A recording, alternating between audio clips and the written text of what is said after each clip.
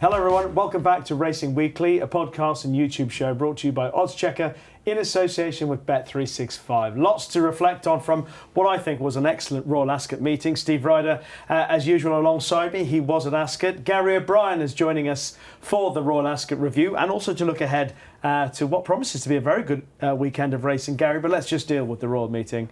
I've already said, I think it's one of the best in recent memories. You were an observer. What were your thoughts? I was watching from afar, Rishi, and I barely missed a race all week. I was working the Friday and Saturday, but we were still able to keep a close eye on things. It came across as top class. I suppose when you have the good weather, that's a bit of a head start for openers. But the racing, all the big names, all the horses you wanted to see there, it was hard to think of one who didn't make the gig.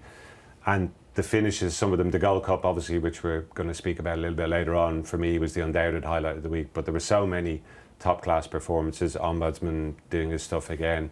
The St James's Palace was obviously a real talking point in the week as well. All the overseas horses that you would like to see, bar Kaying Rising, probably were there. Yes. Maybe next year, who knows? But yeah, I loved it. I thought it came across really well on TV, and you were putting in the hard yards there all week long, as per usual. It's hardly hard yards, in fairness. I don't know. Wearing that gear for 5 days, well, that's hard yards. Yeah, a lot of sweating, but I still remain slightly overweight at the end of it. Never mind that. Steve, you were on track as well. What were your thoughts about being there on at the meeting? I thought it was brilliant. Ascot just do so much right, be it from seating to free water stations to everything. I just thought it was brilliant. And like Gary touched on, I think those Group 1s, the main events for the first 3 days, were just absolutely brilliant. The St James's Palace Stakes had a brilliant finish. You saw an unbelievable performance by Ombudsman in the Prince of Wales and then that Gold Cup as well. Often at these meetings, you get really competitive handicaps, and probably the lesser group races are really competitive. But sometimes the Group 1s are small fields, uncompetitive betting heats, but that wasn't the case this year. Yeah. And just picking up on the top rider and top trainer, obviously, as usual, it's Aidan O'Brien and Ryan Bull. But someone was pointing out to me, everyone, Aidan O'Brien's had 100 plus winners at Royal Ascot, but he gets multiple runners in races. Ryan Moore's nearly at 100, and obviously he gets to ride in only one race, or one horse at a time. So to be able to make that achievement as well is quite significant for someone like Ryan Moore. But are they just head and shoulders above everybody else, and a bit like Willie Mullins over jumps, they set the standard and everyone's got to try and catch up, although it's almost an impossible task? That's it in a nutshell, Rishi, isn't it? Yeah, obviously they have the numbers as well, as you say there. Ballydoyle are strong in almost every department, aren't they? But Ryan Moore's achievement, I don't think I ever thought, even with the meeting extended to 5 days, a jockey on the verge of riding 100 winners at Royal Ascot, that's just crazy stuff, isn't it? Yeah, well, Leicester's still the GOAT for me. But Ryan Moore's riding through the week, I think it was something sensational. He just never seems to be in the wrong position. These competitive handicaps, you end up, James Doyle, I think on a few got caught back further than ideal on a few of the Wathnan runners. But Ryan Moore, you look up and he's always in the right position. If they're going too fast, he always seems to be at the back where he needs to be when they've gone too fast, or he's prominent when they're going a slow pace. He just never seems to get it wrong. And I think the ride on Scandinavia, there's just a sense of inevitability that he will get him to go past Chorleyman late on. I think Causeway was another, that there was inevitability. And then Illinois, just to galvanise him, the last race of Royal Ascot to get back up to win, because I think French Master probably went past him at some stage. You get a totally different perspective from the camera shot on the inside of the track, don't you? It did look as though he was headed, and then kind of was. Whereas on the normal side on shot, it looked as though French Master was cutting him back at the finish. But it's like watching two different races. Yeah, and Ruby's analysis of it is brilliant as well. How many hits with the stick he maintains and keeps back for that last finish. He's just a genius. And just a quick word about James McDonald as well. Obviously comes over to be second rider for Wathnan. A couple of the rides that he gave, particularly opportunity to get to win from stall 1, and Lost Boys as well to weave his passage through. He's just enhanced his claims as a top rider. I'll add William Haggis and Joseph O'Brien to sensational week. Let's get into the nub of it now, and let's have a look at this week's racing recap. And we start with the first race of the Royal Meeting in the Queen Anne Stakes. A few of us caught out by surprise because 10 Bob Tony won. And I remember saying to Ed Walker as soon as I saw him after the race, I thought he was a soft ground horse, Ed, so I apologise. What did you make of it? It was a bit of a head scratcher issue, all right. Yeah, I fancied more Thunder going into the race. I certainly thought he'd be thereabouts, and if Notable Speech didn't come up to scratch as he hadn't done in the last couple of years, he'd be the one to pick up the pieces. And for a lot of the race, I thought it was going to plan. There was a decent pace to aim at, Upper Barlow, obviously up on the sharp end. And then all of a sudden, Ten Bob Tony came and spoiled the party. I was a little bit surprised watching the race. More Thunder switched back into the traffic rather than coming to the stand side and maybe going for the clear run. And that was the run that Ten Bob Tony ended up getting. Now, he didn't really get stopped in his run, More Thunder, but just it might have been a little bit smoother and it might have given him a chance to fend off Ten Bob Tony if he'd seen him coming on his outside. But they seem to feel that More Thunder's a horse who's at his best coming through other horses, and that probably played its part in the decision. So, yeah, I could have done with it going the other way, to be honest. That was a big one in the opening race of the week. But look, it just shows you, doesn't it? Why not have a crack on the big day? Everyone loves to have runners at Royal Ascot. Yeah. Just to have a day out, even to have a horse that runs there, fantastic. And then hit the jackpot at a big price. Just why not have a go? What were your takeaways from that race? Obviously, Notable Speech, Ascot, the end. That story's never going to be told again. Yeah, there was no excuses for him, were there? Perfect toe into the race behind Opera Ballo. Maybe looking back, Billy Lock Name went slightly too hard. I think only the front two had a finishing speed percentage above 100%. But I think Opera Ballet is the sort of horse that you don't want to break his stride. You just want to allow him to do his own thing. I think he's going to head to the Sussex Stakes next, which should be a good fit for him. But I didn't think any of them had any excuses really in behind. To see what Gary's saying around More Thunder. But yeah, often you see contests like this won by a big horse in a Group 1 and you think, they went too hard or they didn't go hard enough and the front runners got an easy lead. But I didn't think there was any sort of fluke around it. It's just going to be interesting to see if any of these older horses are going to be capable enough to give weight to a talented bunch of 3-year-olds. Yes, and we'll move on and talk about the 3-year-olds next, and we'll save the betting for the Sussex Stakes with Bet365 in just a moment. But St James's Palace was also a major highlight on the opening day, and Bo Echo got the better of Stad, but there was a bit of controversy in and around how the race was run, the use of team tactics and how that affected Bo Echo and Christophe Soumillon. It's got banned, Ryan Moore got a ban, there'll be an appeal. Lots of fallout from that race. Yeah, lots to unpick, isn't there? I do think Ryan Moore was deserving of his ban. I do think he did try and come across and force Bo Echo into a position that he didn't want to be. That then forced William Buick more forward and more prominent than I think he probably would have thought he'd have been on Talk of New York. But once they all settled down, I didn't think any of them had any excuses there. I thought Christophe Soumillon's ban was slightly harsh, to be honest, because it's not like he's pushed out on the bend. He's always been 3 horse lengths off. And to me, I thought he maintained his line round. I thought it was more Power Blue trying to lean in to get back to the rail. But looking at it, it was set a good pace. It wasn't an unsustainable gallop. Both Bo Echo and Stad had finishing speed percentages above 100%. Bo Echo just won this with a superior turn of foot to me. If you look at the sectionals, he had back-to-back sub-12 second furlongs in 6 and 7, so 11.93, 11.8 and 12.79. So he's won it with a turn of foot and just held on late. Stad had the longest stride length in the whole field. I imagine he'll be heading up to 10 furlongs at some point, but a lot of that is going to be what happens with Constitution River, I think, because he's going to be the 10 furlong horse. And I imagine Stad will have a go back at Bo Echo in the Sussex Stakes next. Well, obviously after the 2,000 guineas, Gary, I'm sure you've heard all the chat, people saying that Stad and others will be catching up to Bo Echo because he was primed to run that race. Has he now established himself as the best 3-year-old miler, colt at least? I think he has to have done it. To me, he's overcome a bit of adversity to win this. I'm not sure I buy the argument that they're catching up on him. Gestad had the smooth run. I know it was a bit messy early on, but Gestad had the smooth run down the inside and the straight. Bo Echo had to come that bit wider. And as Steve said, he settled with a bit of a turn of foot early, and then, fair enough, he was clinging on at the line. But I think maybe if the race had gone a bit smoother for him, it wouldn't have come to that. And if they do meet again, I'd definitely be with Bo Echo to make it 3-0. Okay. I will get to the Sussex Stakes in a minute. I just want to mention one other race, which is obviously for the fillies over a mile, the 3-year-old fillies, because Precise is in the market for the Sussex Stakes.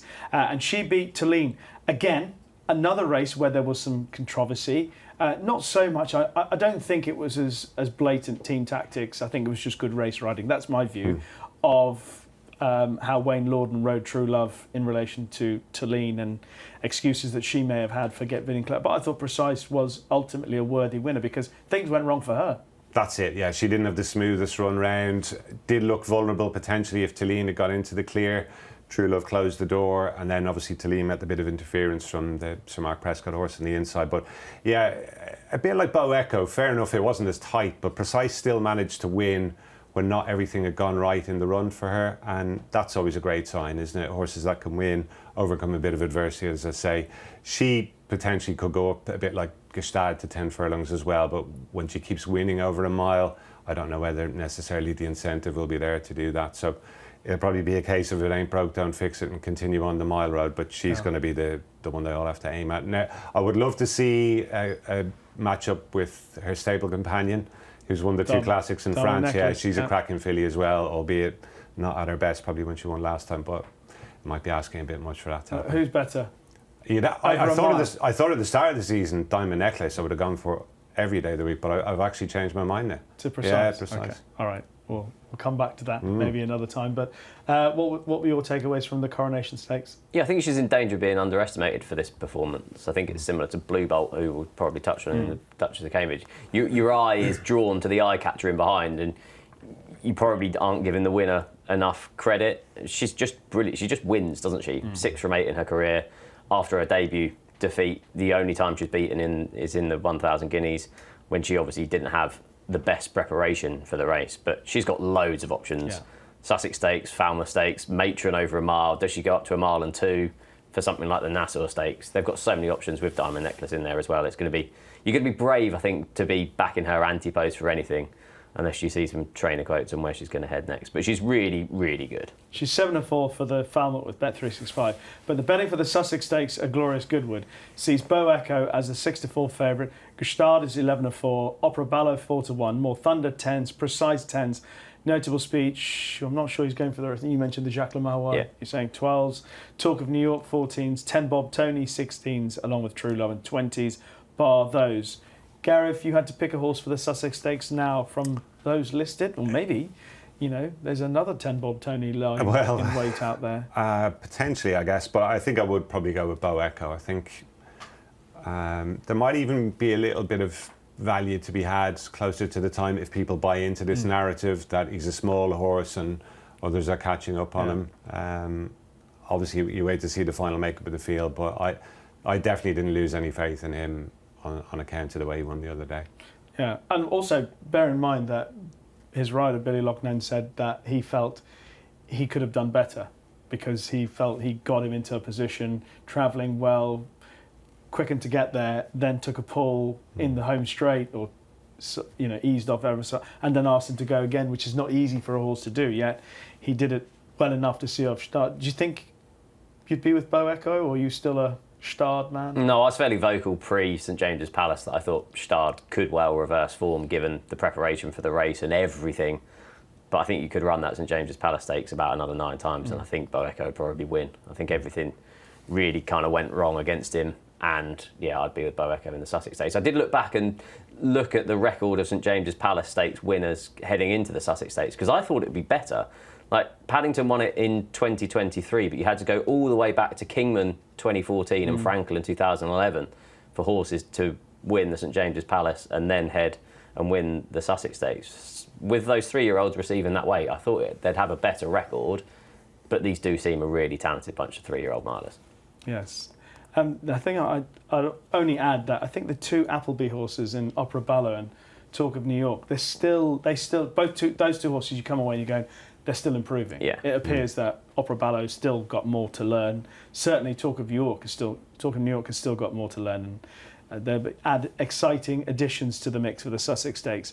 The Prince of Wales' Stakes, which took place on the Wednesday of Royal Ascot, billed as one of the best races of the meeting, lived up to it. The pacemakers went very hard, and Ombudsman came home in front, and he's even money with Bet365 for the Eclipse.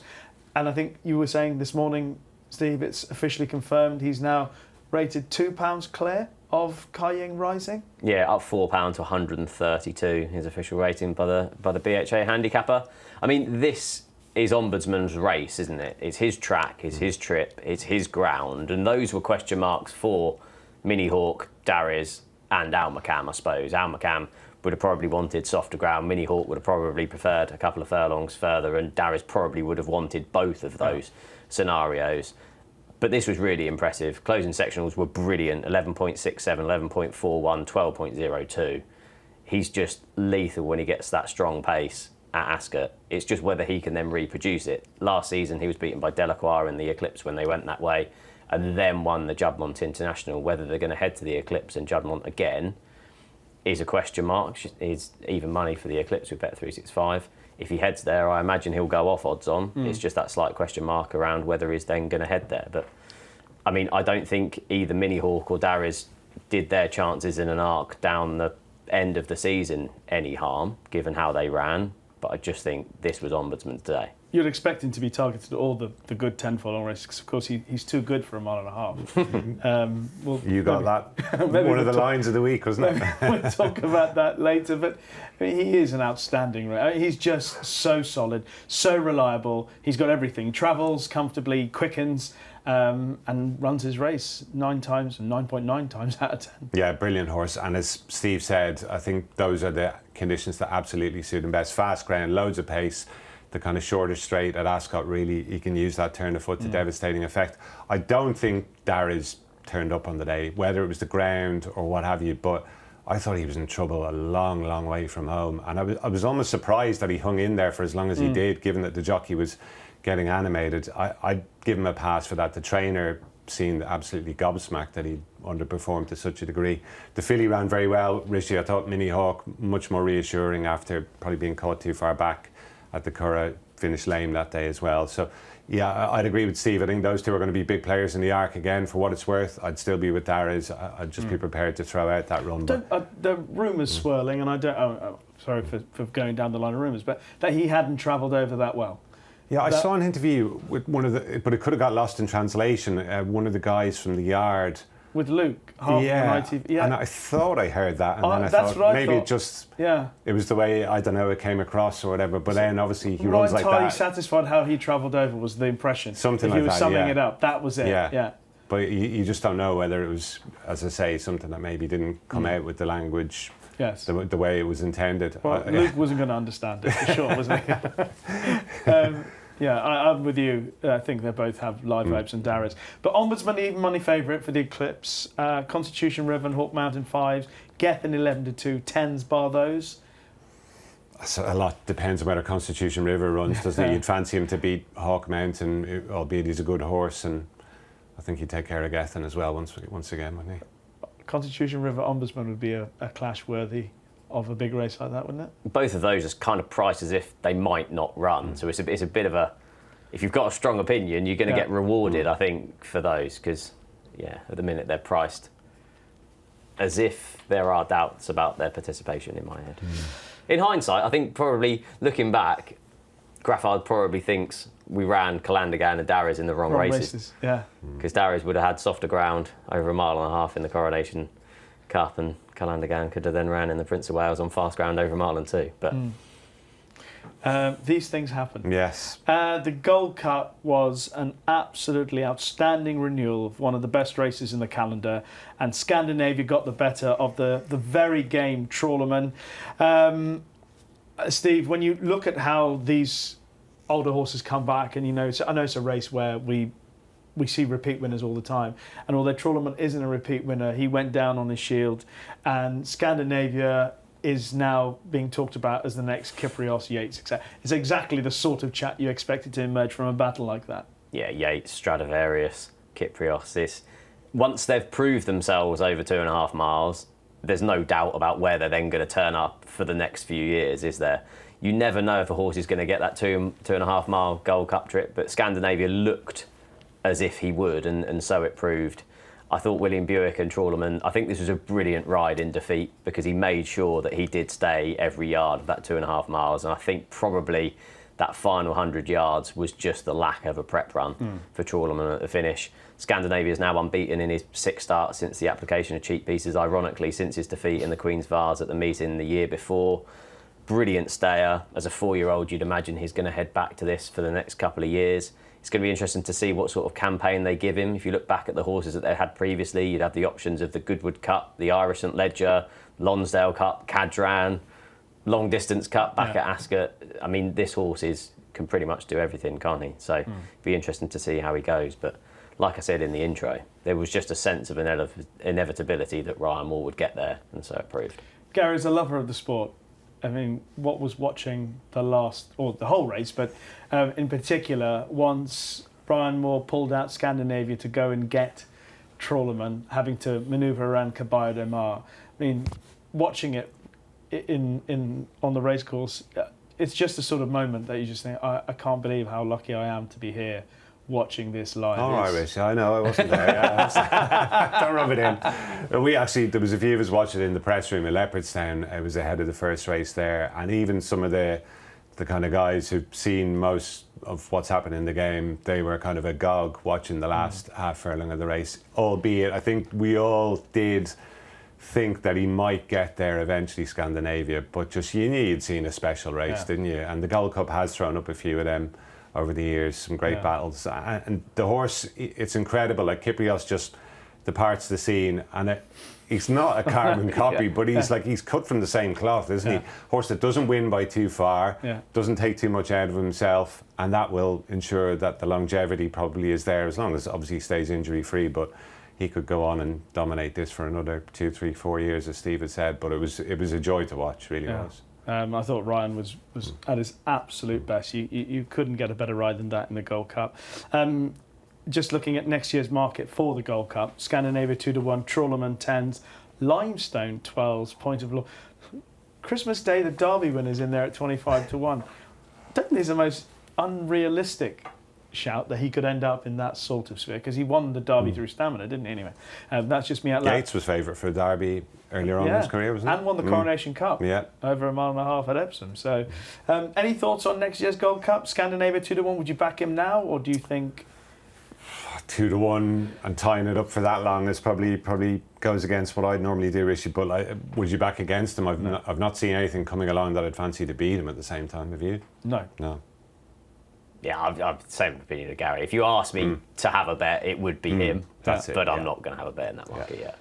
Okay, let's look at some of the sprints from Ascot. And the King Charles III Stakes went the way of Mission Central. And I think Kevin Blake was the one pointing this out after the race in his data zone that he introduced on ITV. He said the slowest horse in the race in the best sprint, or the fastest sprint of the week, was the winner, Mission Central. He said the lowest speed in the race was clocked by Mission Central. Yet somehow he's managed to get up and beat Rayevka by a head. How do you explain it? And watching the race, you would think that was an extraordinary late burst that he produced. But I guess the figures are telling us maybe that it was set up nicely for him. Yeah. And he is a horse who, they brought him to the Breeders' Cup last year, and he seemed to get outpaced around a sharp track over 5 furlongs that day. So maybe this is the ideal setup for him, a stiff track where they do go hard, and he's able to, well, he probably doesn't have any choice if he's not able to go fast enough, but is going to arrive late on the scene. But again, very interesting horse. He was gelded earlier on in his career, which is unusual for a Kilmore Ballydoyle inmate, if they thought that, you know, there potentially were Group 1 races in his future. And he hasn't really looked back, Rishi, you know. And this is a horse, again, who could do a lot of travelling now, notwithstanding the fact that a lot of those international races are around the bend, and they're probably a bit sharper. But maybe give him a try over 6 around the bend somewhere. He could do a lot of travelling if he shows he's effective at that. But it was a great race to watch, and as I say, it did look live. Wow, that was some burst, wasn't it? But it obviously was a case of the others slowing down every bit as much. Yeah. Oh, well, not around the bend, but the July Cup. He's 7-1 with Bet365 for that race. We'll talk about some of the others in the market for that. What was your take on the King Charles? It was impressive, wasn't it? I mean, in hindsight, he was on the correct part of the track for those first 2 days. Finishing speed percentage of 102%, so he very much maintained that pace throughout the race. But if there wasn't a quirk in the entry conditions, with him being a 3-year-old gelding, I don't think he'd ever be running over 5 furlongs, because he's obviously a gelding, so he can't run in the Commonwealth Cup, and he's a 3-year-old, so he can't run in the Queen Elizabeth, the second Jubilee Stakes. So I think there is a slight quirk because he's a 3-year-old gelding, the fact that he did run over 5 furlongs. But he'd have a chance in the July Cup. There was talks of True Love going down in trip. following her run in the Coronation Stakes. She obviously has superior form at Newmarket in her career, so whether that's going to influence where he goes. But yeah, he's obviously a talented sprinter. I'd prefer to be backing him over 6 furlongs as opposed to 5 furlongs anywhere else. Something like the Nunthorpe, I just think he'd get too outpaced and wouldn't then have the time to then go back at a less stiff track. Thought Rayevka was slightly unlucky, but the best horse won, I think. I wouldn't give up on Night Raider either, as it proved, was on the wrong part of the track. Maybe Ascot isn't his bag. Maybe he's going to be better at other tracks. But yeah, I wouldn't give up on him. I do think he's a talented sprinter. I just think he's improved this season, having been gelded. Yeah, the sprint division, although people go on about there's no dominant force, it's an exciting division because there's so many different players and new players emerging, maybe out of handicap company, etc. But obviously, not only did we have the King Charles III Stakes at Ascot, we also had on the Saturday the Queen Elizabeth II Jubilee, which produced the most amazing finish. I mean, you couldn't call the winner even when they hit the line. But first of all, a doff of the hat to William Haggis and the team for getting Almerac back after the fall in the Garrowby. Unbelievable training performance, isn't it? That was a horror fall. I mean, it's the same fall that has kept Jim Crowley on the sidelines until now. He looked a Group 1 horse when he won the Air Handicap by 5 lengths, didn't he? And then obviously it all went wrong, but was a nice reappearance, but he stepped forward markedly for that win. The handicappers rated him £10 up to a mark of 119, but there was no fluke around this. It was a brilliant finish, like you've touched on. A nose, a short head and a head split in the first 4 runners, trained in the UK, Japan, Australia and France. I mean, I think if Ascot had looked at that race beforehand and said, I wonder what we want to happen here, that would be fairly up there. I didn't think any horse underperformed, and it was just a brilliant race to watch, unless you'd back Satono Rev like me. Ouch. Gary, once again, as a racing fan, watching from afar, it must, this is another sort of race. I was watching it, I don't care that I've not come close to backing the winner in the race. I just enjoyed that so much. Absolutely, a thriller, and like Steve has said, some achievement to get for the horse himself as well to come back. You just wonder whether it would leave a mark psychologically on a horse when something like that happens. But well, he said it did. That was the thing. When I interviewed him earlier in the year after Almonge had won the race at York, I can't remember the name because it's changed. So just apologies. And I spoke to him about Minster Stakes. That's well done, Steve. Yeah, well done. Oof. I am sweating. And he said, I asked about Almonge, and I said, what about the other sprinter that you have in these colours? And he said, Almerac. He said, yeah, well, the thing is that he was really shaken up after that fall. And the plan would be, he was entered at the time in the Greenlands and the race at Salisbury, and he said, he's entered in both. I want to be careful with him because he was so badly shaken up. And he obviously went for the softer option going to Salisbury. So he was really brutal. You know, it was a proper. It left a proper mark on the horse, and that's the thing about it. He has come roaring back. Yeah, and like a finish like that, if he was going to shirk it, that was the time you'd imagine against 3, obviously international speedsters, whether he was going to go through it, and he most definitely did. And I think he's done all of his racing over 6 furlongs so far. He's a horse who I think could do 7, no problem whatsoever. So it might bring races like the Foray into calculations maybe later on. The race at York, albeit you'd be going back to the scene of the accident. But he given his past history, there could be an awful lot more to come from him, I think. Yeah. I just want to give a nod to the Danish trained runner Great Wish, who I thought ran a fabulous race. He was right on the tail of Almerac, not beaten that far. He was 66-1, and I'd also backed him for the Wokingham as well. So I was cursing my luck because he ran so well. And also, sprint-wise, we had the Commonwealth Cup. Many people thought Venetian Sun was one of the bankers of the week. Nearly not for a moment. I know a certain person to my left was a big fan of Spicy Marg, but Venetian Sun, she is just at 6 furlongs, she's just a very, very good sprinter. Yeah, I'm a huge fan of hers, Rishi, and maybe it's with that in mind. I thought I was a little underwhelmed by her on the day. She was more workmanlike than I expected it to be. I actually thought she might win by a clear-cut margin. But Carl Burke did say he just had a few horses during the week that had disappointed. There were mitigating circumstances with some. Night Raider was definitely one. I think, as we discussed earlier on, you definitely give him a pass. So maybe she wasn't quite at her best. Perhaps she does enjoy a little bit more given the ground than was there last week. I think she's a little bit better than she showed there. But she, again, we're going back to what we said about Precise Bow Echo. She still won. She travelled very easily. Looked like she was going to put it to bed easily, but your horse, Spicy Mog, gave us all a fright.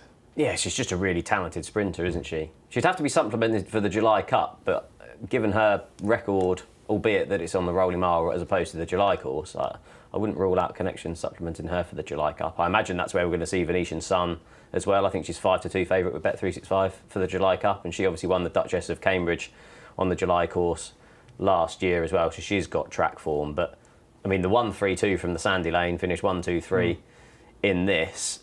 The second and the third got a lot closer than what they did at Haydock, so I probably would say that Venetian Sun didn't quite perform up to the level of what she did at Haydock, but she's just really, really good, and yeah, she could be a sprinter to follow, obviously, for the rest of the season. Can I ask you, Gary, about Albert Einstein? I put him up before the race. I'm done with him now. Done. You lasted a bit longer than a lot of people, I think, in fairness to you. Well, I was back in the GOAT, so Aidan O'Brien still believed in him. He's obviously not, he might be a great workhorse at home, but he's not, to me, he's just not been the same since he came back from the layoff. He did look a really exciting prospect. I thought he was a certainty for the Coventry last year before he went missing, and then he's just obviously maybe showing it at home, but he's not doing it on the track, and I just don't think he's the same horse. Maybe Aidan O'Brien will pull another rabbit out of a hat, but this would be one of his best, I think. That would be something.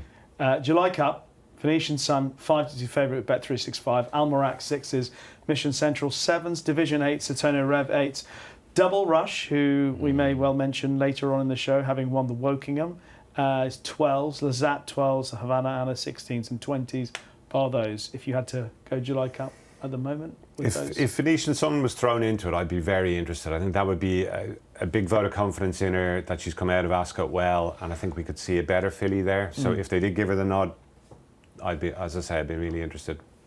Time will tell.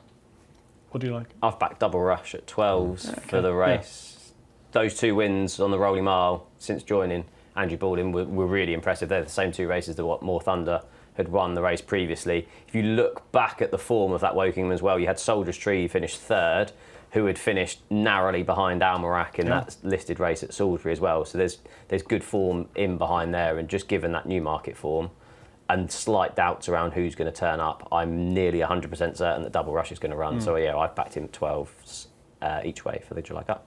Excellent. Obviously, lots of other good races from the Royal Meeting, so we're going to open the floor up for the other ones that really struck a chord with you, Gary. It's a very long list, isn't it? The 2-year-old division, I thought there were some brilliant performances with the 2-year-olds. Great Barrier Reef, obviously winning from where he was, that kind of set the tone. Victorious, again, very good in the Queen Mary. Nola Soul must be a horse with some amount of ability. I wrote him off after about the first 3 furlongs in the Chesham. So this cannot win, surely. And lo and behold, there he is, still fighting them off one by one, hanging on grimly. He looks green to me. He just looks like and a monster of a horse. Like, he's huge. As somebody associated with him walking back in, and after the interview, he said to me, he goes, he wouldn't be out of place in an Arkle because he's enormous. Yeah, he is. He's an incredible prospect if he can learn to race a little bit more tractably. It's even before the race, like loading him into the stalls. He was playing up, and then early on in the stages of the race. So yeah, he must have some talent. I thought Libertango did seriously well to win the Albany. She was, I thought, behind the 8 ball at one stage and ends up winning cosily and beats the right horse as well. I thought that was a really notable performance. And then Clive Cox's horse on the last day, fair enough, that race did set up nicely for him, but he couldn't have done an awful lot more either. Orthodox, yeah, he was really good. Just to pick out one or two others, Rishi, the Ascot Stakes, the 2.5 mile race, the top two kind of dominated that, the 2 Joseph O'Brien horses. I think the third horse definitely one to keep on side there, Timto, Henry de Bromhead. Henry won the Ebor a couple of years ago at Magical Zoe. I wouldn't be shocked if that horse ends up there. He was gone from winning a maiden over a mile to running the Ascot Stakes over 2.5. And the way the race was run, he kind of had to make a move. I thought it was a very good ride by Ronan Whelan because he sensed they were getting it easy up front. He tried to make a move when the pace was tepid. And in the end, he just kind of stayed on at the one pace to be third. But I think the intermediate trip 1.5 mile 6 could be absolutely perfect for him. So I think he's definitely one to keep on side. Friendly Soul was the eye catcher everybody saw. She, I think, back up to 1.25 miles is going to win a big race before the year is out. The price mightn't necessarily be anything special. And just looking down here for anything else, Opportunity, mentioned earlier on, clearly a different horse for being gelded, very impressive too. And Lost Boys, I thought, again, a bit like the horse I was talking about earlier on, Nola Soul, keen early on, got trapped out wide for the early part of the race and still good enough to win. I think he's definitely one to keep on side. He's won a couple of really hot handicaps now. Yeah, he's so exciting. Yeah. And David Manouzier loves him, and you can sense that he thinks he's going to go to the very, very top. Steve, what about you? What else would you like to put on the list? I'll just touch on Great Barrier Reef because I was really impressed with his win in the Coventry Stakes. It was obviously on the wrong side. I know they did come across late onto the right part of the track, but he's now 3 from 3. He's a no-never, so it's going to be interesting to see what sort of campaign they give him. I imagine, to me, he looks as if he stays, but on breeding, you'd say that he's a sprinter. If you look at no-never's top-rated offsprings, it's the likes of 10 Sovereigns, Little Big Bear, Lake Forest. So they're more sprinters than what they are milers, but given how he stayed on strongly that day and in the Marble Hill the time before, you'd imagine they'll try him up in trip. Victorious, for her to do that over 5 furlongs was ridiculous, really, looking at her breeding. A Wootton Bassett, half-sister to the Oaks third, Sugar Island. I mean, how has she won that over 5 furlongs? You'd imagine, I mean, she's a worthy 1,000 guineas favourite, isn't she? 12 to 1 at Bet365. I actually thought she might be slightly shorter than that after that, given that True Love managed to do that double last year. I thought Earthshot was good in the Ribblesdale. Nice performance, was hampered by the loose horse. Looks a strong stayer. I think the Irish Oaks is a possibility. I wouldn't rule out the Lily Langtree as well at Goodwood because they're obviously, Wathnan now own her like runners at Goodwood. I think she'd get 1 mile and 6 as well. She looks a strong stayer. Gary touched on Libertango, who obviously was a huge eye catcher. Orthodox, Bet365 don't have odds for the Commonwealth Cup next year, but there are 2 bookmakers that do and have him 10 to 1 and 12 to 1, and he's definitely a sprinter. There's no chance that he's ever going to be a Guineas horse, so I'd be surprised the fact that he was available at double figures for the Commonwealth Cup because he looks an absolute weapon. And then, yeah, Lost Boys as well was obviously a really good winner. So yeah, I think we touched on a few of the same horses. Yes, for the Guineas next year, worth just bearing in mind, Victorious and Libertango are the top of the market for the 1,000 Guineas. Victorious is 12 to 1, Libertango 16s. I think Libertango's now put up the top-rated tier of performance of the season, judged by that performance at Ascot. But as Steve points out about Victorious, you know, she's got a pedigree to get further, and yet she was so good over that trip. I'll mention, I mean, you've covered most of it. I'll mention a couple of others. I think Steve mentioned Blue Bolt, who's just rock solid. I know a lot of the attention will be on Friendly Soul, but she remains just a really top-class filly. And a couple of horses in defeat. I think Kalpana. King George. The King George, and just more patience. I love Colin Keane, don't get me wrong, but he went soon on her in the King George last year, and Calandagan, admittedly Calandagan, so not hard time about that. And he went soon on her at Newbury, and she nearly got collared on a comeback run. If he'd just been a little bit more patient, I think she was the best horse in the race. But she was travelling so well, so I understand why he pressed the button. But I'd love to see her come back for the King George. I think she would be, I'm just trying to find the market here with Bet365. I think she's 10 to 1. Calandagan, obviously the favourite 2s, Masquerade Ball, the high-class Japanese horse 3s, and then you've got Benvenuto Cellini's got a run this weekend. Mini Hawk 8s, Benvenuto is 8s, Goliath is 10s, Kalpana is 10s, and she's got a very, very good turn of foot. Utilised late would be my thing, that's all. And there are 2 horses that also got beaten that I made notes for. One is one horse that Steve and I spoke about before we came on air, but it's Arc Ole Ole for Dylan Cunha, who was very good at York. And he was out the back. I mean, Rowan Scott was sat second to last, and there was Jelani who was running around in front of him.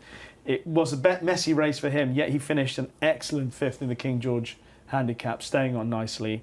And Maho Bay of Charlie Appleby's, and I know a lot's been made of Charlie Appleby's form, etc., or at least at Royal Ascot, but his horses, a few of them ran well, and Maho Bay certainly ran well. Yeah, maybe out of form in terms of winners, but a lot of the horses were running up to scratch, knocking on the door at Ascot all week, weren't they? Del Moro, Maho Bay, talking New York, Opera Ballo, and Maho Bay was badly hampered in the Hampton Court. I think he ended up finishing 5th and under a tender ride once his chance had gone. But both he and Arc Olay have an entry in the Mile Quarter handicap at the July meeting. I think it might be the Bet365 handicap on the 10th of July. I prefer Maho Bay at the trip because I think Arco Leole is a stayer, 1.5 miles, maybe even more. But those horses have gone in the notebook for what it's worth. But overall, just the most wonderful meeting.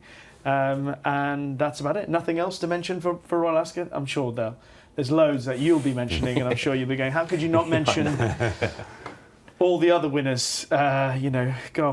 Secret Adversary, the ride on Illinois, in the Queen Alexandra, Ryan Moore, as you pointed out, that was superb, etc. So apologies if we haven't mentioned some of the others, but there are a lot to get through. And that has been, I think we call it the Royal Ascot Racing Recap.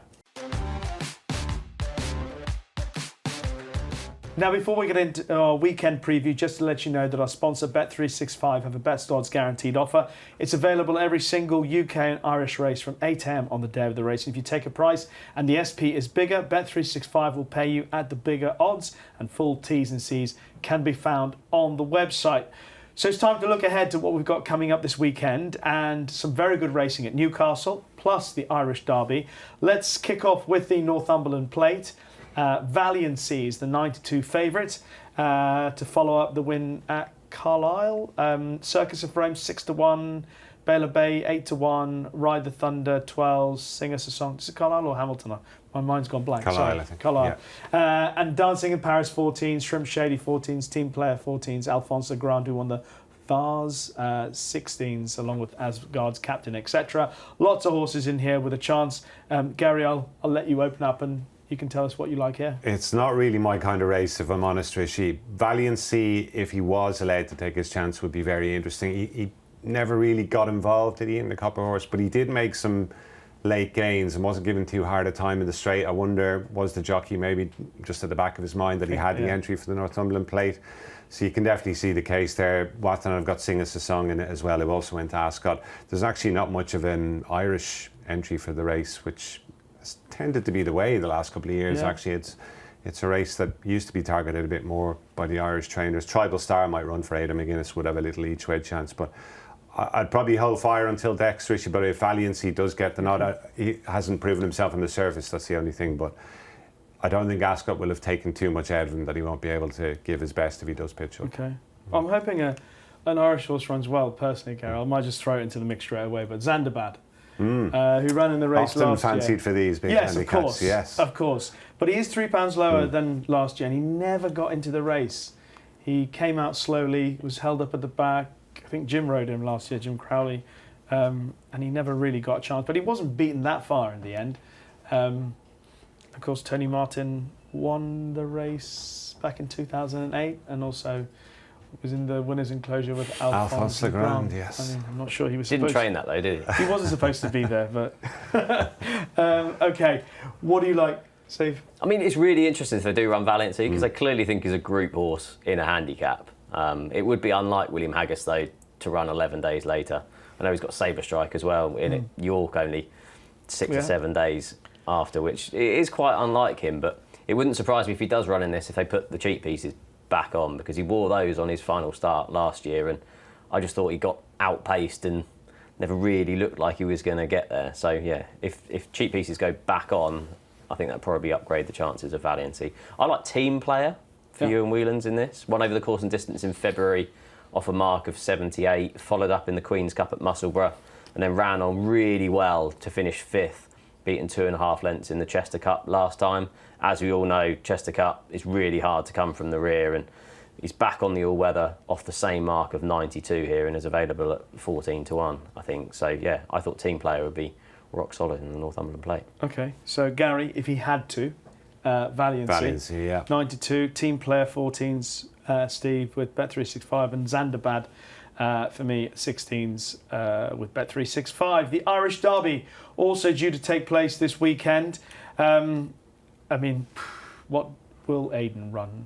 Have you got any inkling? Benvenuto Cellini and Christmas Day seem likely runners from what I've been reading over the past couple of weeks. Rishi, James J. Braddock, I think, will run. Sounds like Rahib is going to run. That'll be a huge boost to the race, because you do need a bit of overseas interest just to, I suppose, make it a bit more of a spectacle. And he's obviously open to any amount of improvement still. Probably with the way the ground is going, we had a lot of rain last week, but we're going to have a dry week up until Friday, I think. Then they're talking about maybe some rain after that. So if it doesn't turn too testing, I'm sure Benvenuto Cellini is going to have his supporters once again. But if a bit of rain does arrive, I think James J. Braddock will be thereabouts, Rishi. Ran very well at Epsom. Obviously, we all saw his antics beforehand. If he can just perhaps channel his energies a bit more effectively in the preliminaries, or just stay a little bit more relaxed, he looks a horse who I think has a bit more to give. So I'd expect him to be in the 3. He has been in each way priced. The final decks are today. It looks as though I think there's only about 10 or 11 going to be left in. Okay.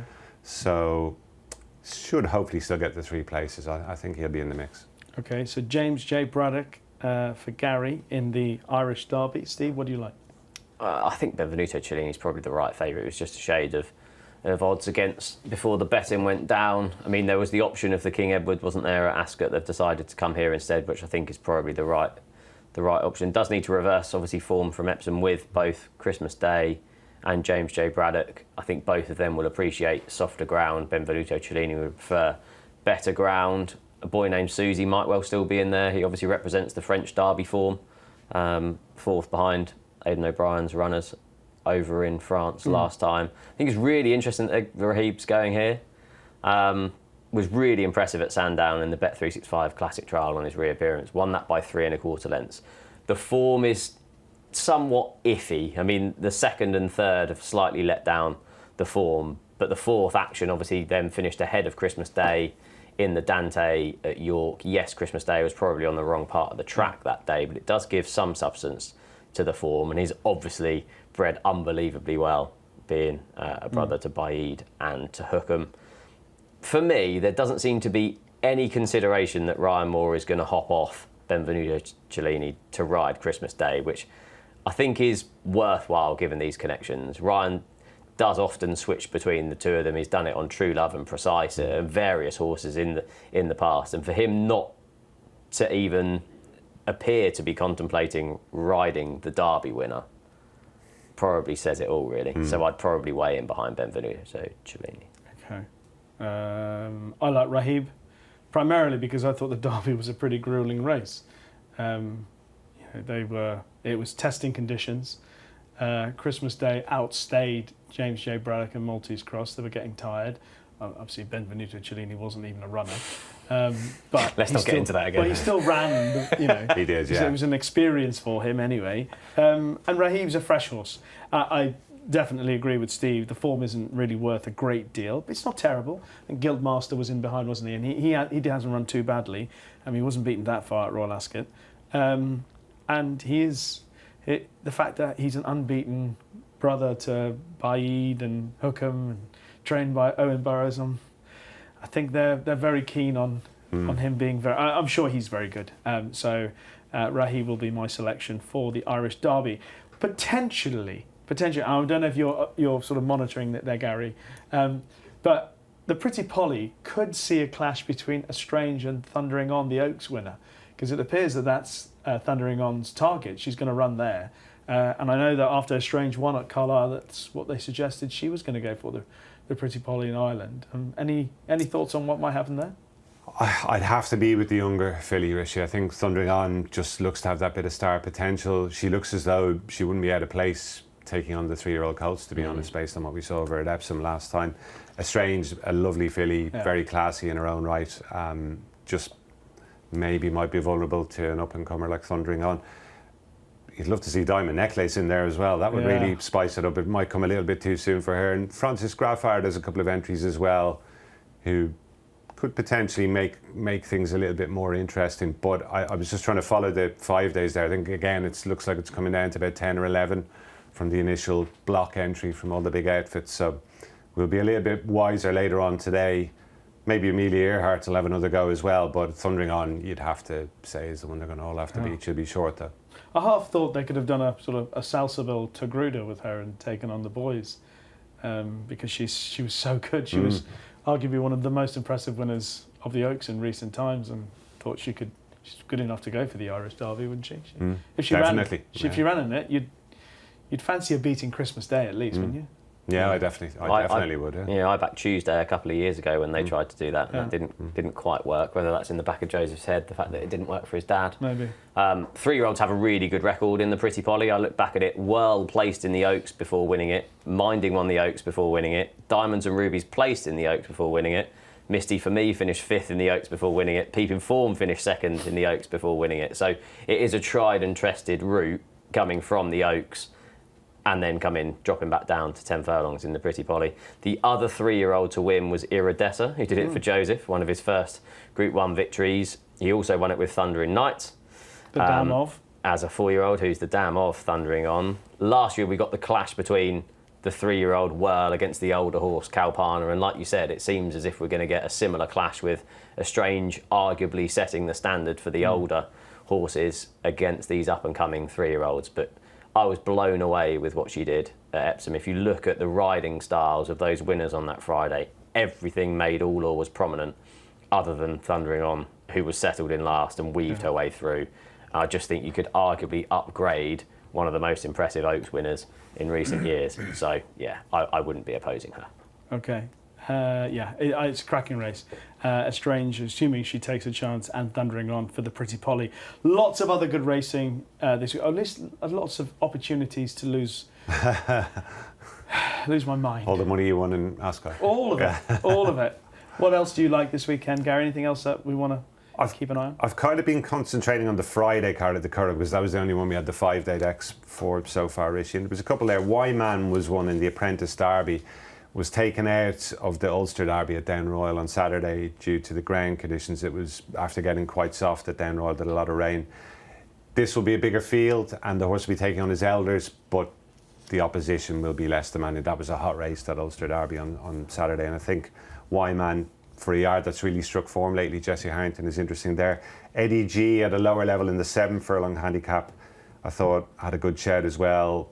Kind of surprised me how well he ran at Down Royal the other day, and he's on a mark that he's won off before, so keep an eye out for him for Aidan McGuinness. But I think the best bet at the Curragh on Friday is in the Mile and 2 maiden, a horse called Numantia, trained by Donnacha O'Brien. Huge eye catcher, first time out in a maiden at the Curragh on, trying to think, it was Guineas weekend. Came from well back to finish 4th behind a hot pot of Joseph's, Count Bezhikov, and immediately I made a mental note that fellow will win next time out, so hopefully he will win on Friday. All right, Numantia in the Marnell Quarter maiden with Donnacha O'Brien along with Wyman in the Apprentice race, and Eddie G in the 7 furlong handicap.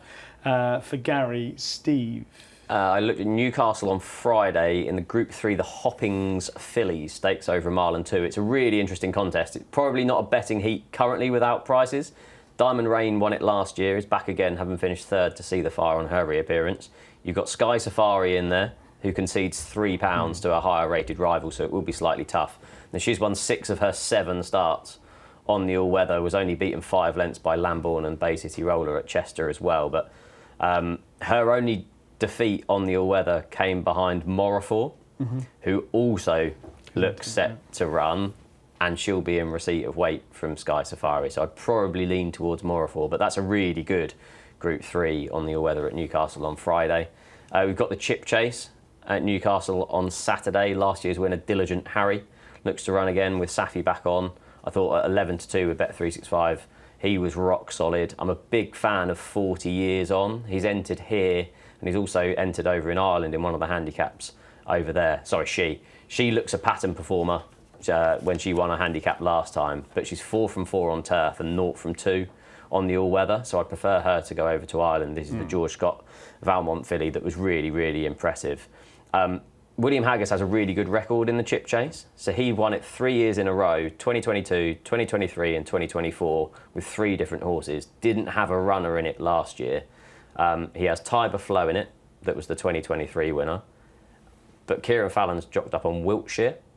Now, he won over course and distance in April in a strong 14 runner handicap. Not quite as good at Newbury on his next start, but is a better all-weather performer and he's around 6-1 with Bet365. So just given William Haggas's record in that race, he knows what it takes to win it. Yeah. I know he's obviously stepping out of handicaps into group level, but I thought Wiltshire was interesting.